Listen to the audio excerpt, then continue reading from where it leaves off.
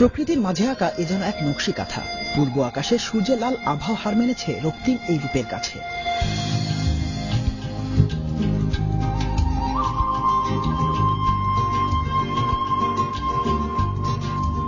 বরিশাল সদর থেকে ৬০ কিলোমিটার দূরে উজিরপুরের সাততলা গ্রাম।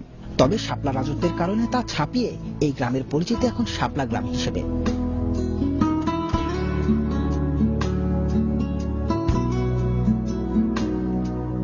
চারিদিকে সবুজে ঘেরা প্রকৃতির মাঝে জলরাশির উপর ভাসছে লাল শাপলা। দূর থেকে নজর কাড়বে যে কারো, আর কাছে গেলে ধীরে ধীরে লালের অস্তিত্ব আরো গাঢ় হয়ে ধরা দেয় সবুজের পটভূমিতে।